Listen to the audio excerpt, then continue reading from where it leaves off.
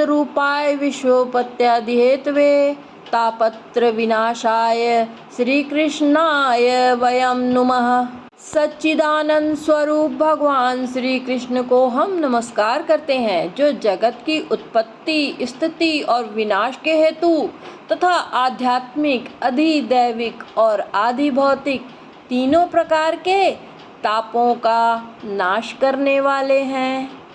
कृष्णं नारायणं वंदे कृष्णं वंदे ब्रज प्रियं कृष्णं द्वैपायनं वंदे कृष्णं वंदे पृथासुतम्। मैं शैलजा अपने चैनल पर आपका हार्दिक स्वागत करती हूँ। आशा करती हूँ आप सब स्वस्थ एवं प्रसन्न होंगे। आज मैं श्रीमद् भागवत महापुराण के प्रथम स्कंद में 18वें अध्याय में राजा परीक्षित को श्रृंगी ऋषि का शाप की कथा का वर्णन करूंगी। तो कथा की शुरुआत करते हैं। सूत जी कहते हैं, अद्भुत कर्मा भगवान श्री कृष्ण की कृपा से राजा परीक्षित अपनी माता की कोख में अश्वत्थामा के ब्रह्मास्त्र से जल जाने पर भी मरे नहीं। जिस समय ब्राह्मण के शाप से उन्हें डसने के लिए तक्षक आया, उस समय वे प्राणनाश के महान भय से भी भयभीत नहीं हुए, क्योंकि उन्होंने अपना चित्त भगवान श्री कृष्ण के चरणों में समर्पित कर रखा था। उन्होंने सबकी आसक्ति छोड़ दी। गंगा तट पर जाकर श्री शुकदेव जी से उपदेश ग्रहण किया और इस प्रकार भगवान के स्वरूप को जानकर अपने शरीर को ही त्याग दिया। जो लोग भगवान श्री कृष्ण की लीला कथा कहते रहते हैं, उस कथामृत का पान करते रहते हैं और इन दोनों ही साधनों के द्वारा उनके चरण कमलों का स्मरण करते रहते हैं, उन्हें अंतकाल में भी मोह नहीं होता। जब तक पृथ्वी पर अभिमन्यु नंदन महाराज परीक्षित सम्राट रहे, तब तक चारों ओर व्याप्त हो जाने पर भी कलयुग का कुछ भी प्रभाव नहीं था। वैसे तो जिस दिन जिस क्षण श्री कृष्ण ने पृथ्वी का परित्याग किया, उसी समय पृथ्वी में अधर्म का मूल कारण कलयुग आ गया।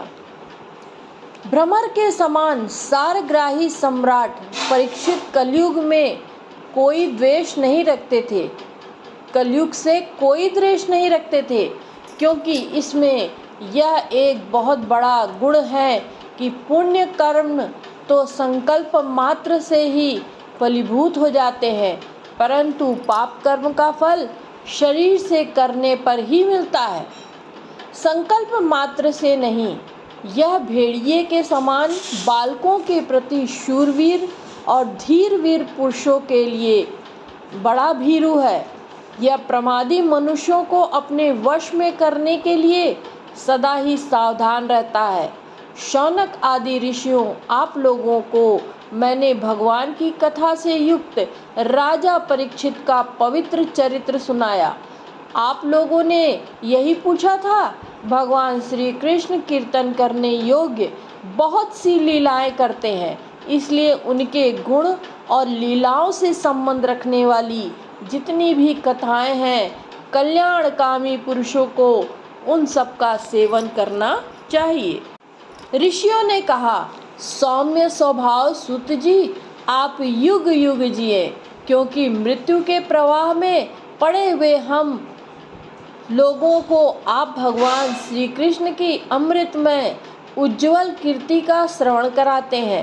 यज्ञ करते करते उसके धुएं से हम लोगों का शरीर धूमिल हो गया है, फिर भी इस कर्म का कोई विश्वास नहीं।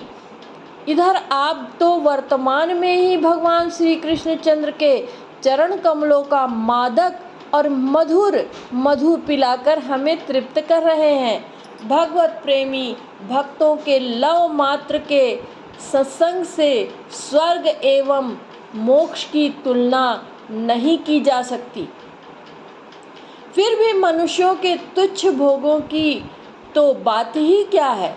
ऐसा कौन रस मर्मज्ञ होगा जो महापुरुषों के एकमात्र जीवन सर्वस्व श्री कृष्ण की लीला कथाओं से तृप्त हो जाए। समस्त प्राकृत गुणों से अतीत भगवान के अचिंत अनंत कल्याणमय गुणगणों का पार तो ब्रह्मा शंकर आदि बड़े बड़े योगेश्वर भी नहीं पा सके। विद्वान, आप भगवान को ही अपने जीवन का ध्रुव तारा मानते हैं, इसलिए आप सुत पुरुषों के एकमात्र आश्रय भगवान के उदार और विशुद्ध चरित्रों का हम श्रद्धालु श्रोताओं के लिए विस्तार से वर्णन कीजिए।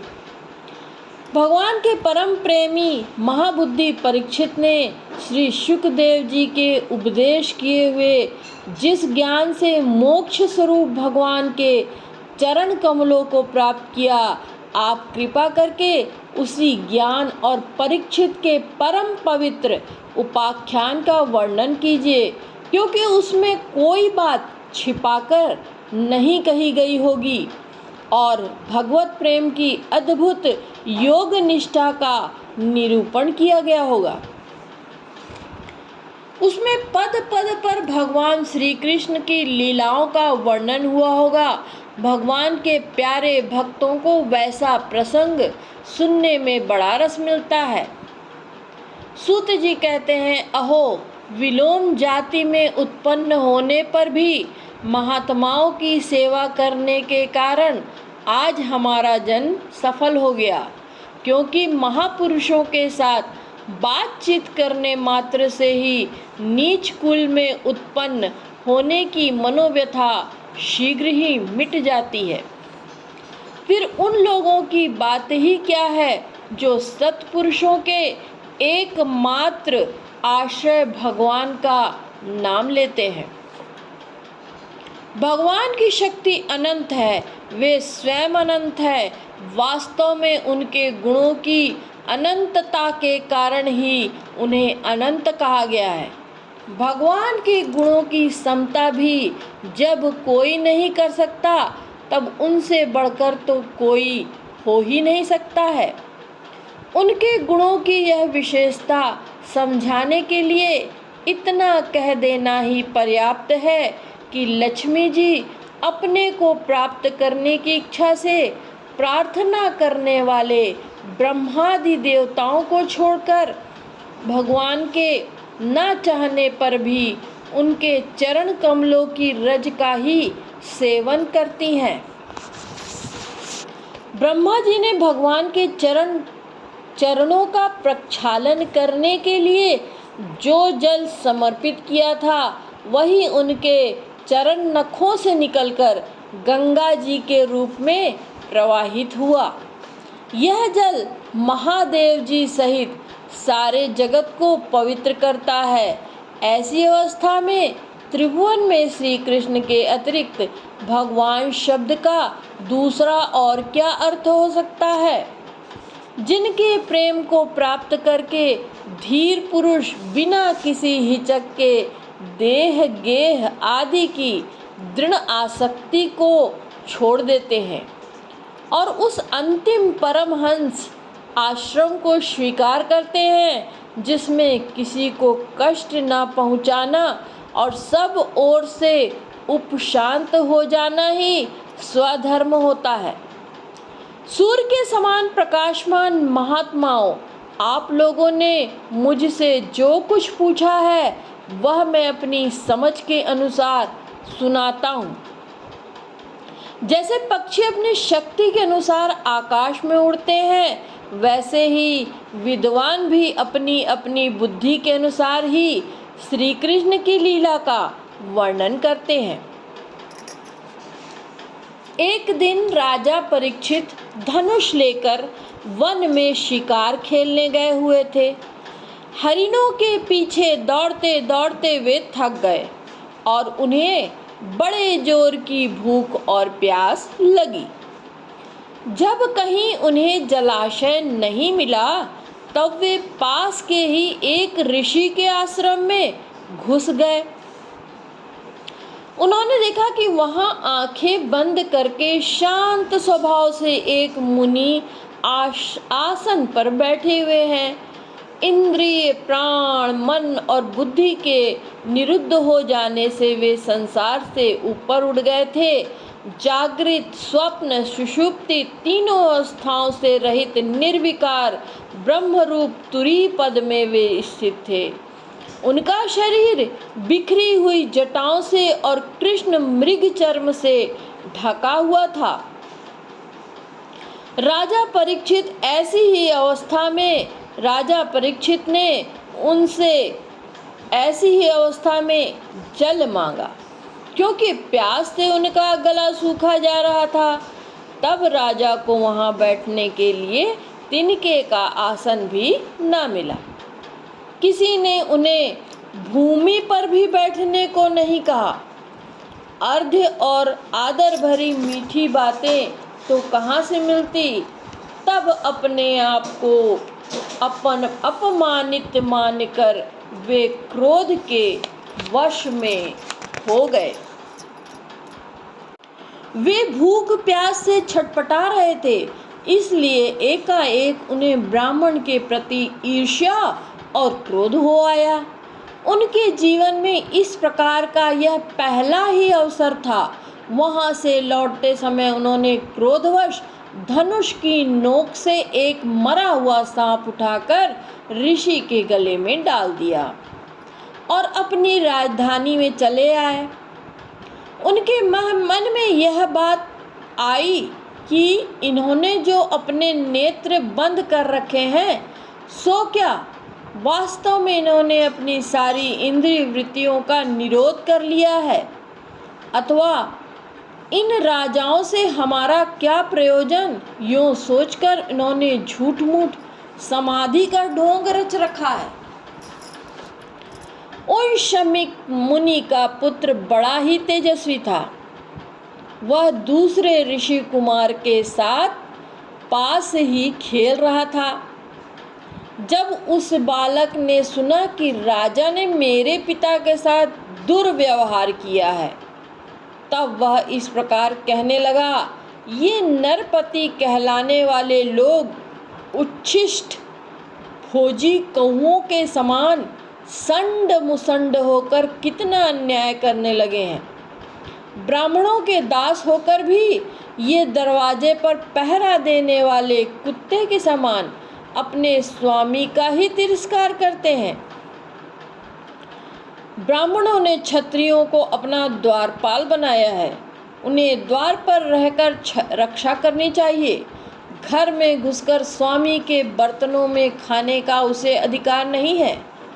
अतएव उन मार्ग गामियों के शासक भगवान श्री कृष्ण के परम धाम पधार जाने पर इन मर्यादा तोड़ने वालों को आज मैं दंड देता हूँ। मेरा तपोबल देखो। अपने साथी बालकों से इस प्रकार कहकर क्रोध से लाल लाल आंखों वाले उस ऋषि कुमार ने कौशिकी नदी के जल से आचमन करके अपने वाणी रूपे वज्र का प्रयोग किया।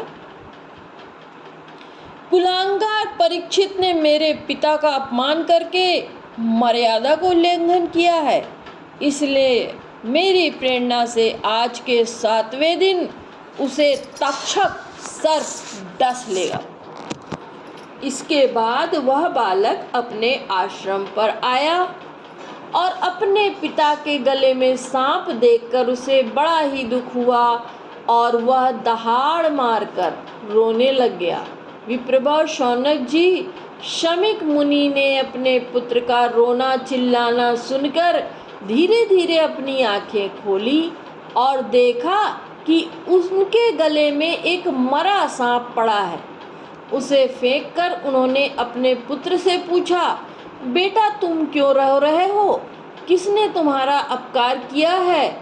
उनके इस प्रकार पूछने पर बालक ने सारा हाल कह दिया। ब्रह्मर्षि शमीक ने राजा के शाप की बात सुनकर अपने पुत्र का अभिनंदन नहीं किया। उनकी दृष्टि में परीक्षित शाप के योग्य नहीं थे। उन्होंने कहा, ओह मूर्ख बालक, तूने बड़ा पाप किया। खेद है कि उनकी थोड़ी सी गलती के लिए तूने उनको इतना बड़ा दंड दे दिया। तेरी बुद्धि अभी कच्ची है। तुझे भगवत स्वरूप राजा को साधारण मनुष्य के समान नहीं समझना चाहिए, क्योंकि राजा के दुस्सह तेज से सुरक्षित और निर्भय रहकर ही प्रजा अपना कल्याण संपादन करती है। जिस समय राजा का रूप धारण करके भगवान पृथ्वी पर दिखाई नहीं देंगे, उस समय चोर बढ़ जाएंगे और आरक्षित भेड़ों के समान एक क्षण में लोगों का नाश हो जाएगा। राजा के नष्ट हो जाने पर धन आदि चुराने वाले लोग, चोर, जो पाप करेंगे उसके साथ हमारा कोई संबंध ना होने पर भी वह हम पर भी लागू होगा, क्योंकि राजा के न रहने पर लुटेरे बढ़ जाते हैं। वे आपस में मार पीट गाली गलौज करते हैं, साथ ही पशु, स्त्री और धन संपत्ति भी लूट लेते हैं। उस समय मनुष्यों का वर्णाश्रमाचार युक्त वैदिक आर्य धर्म लुप्त हो जाता है। अर्थ, लोभ और काम वासना के विवश होकर लोग कुत्तों और बंदरों के समान वर्ण संकर हो जाते हैं। सम्राट परीक्षित तो बड़े ही यशस्वी और धर्म धुरंधर हैं। उन्होंने बहुत से अश्वमेघ यज्ञ किए हैं और वे भगवान के परम प्यारे भक्त हैं। वे ही राजश्री भूख प्यास से व्याकुल होकर हमारे आश्रम पर आए थे। वे शाप के योग्य कदापि नहीं है। इस नासमझ बालक ने हमारे निष्पाप सेवक राजा का अपराध किया है। सर्वात्मा भगवान कृपा करके हम इसे क्षमा कर दें। भगवान के भक्तों में भी बदला लेने की शक्ति होती है, परंतु वे दूसरों के द्वारा किए हुए अपमान, धोखेबाजी, गाली गलौज, आक्षेप और मारपीट का कोई बदला नहीं लेते। महामुनि शमीक को पुत्र के अपराध पर बड़ा पश्चाताप हुआ। राजा परीक्षित ने जो उनका अपमान किया था उस पर तो उन्होंने ध्यान ही नहीं दिया। महात्माओं का स्वभाव ऐसा ही होता है कि जगत में जब दूसरे लोग उन्हें सुख दुखादि द्वंद्वों में डाल देते हैं, तब भी वे प्रायः हर्षित या व्यथित नहीं होते, क्योंकि आत्मा का स्वरूप भी गुणों से सर्वथा परे है।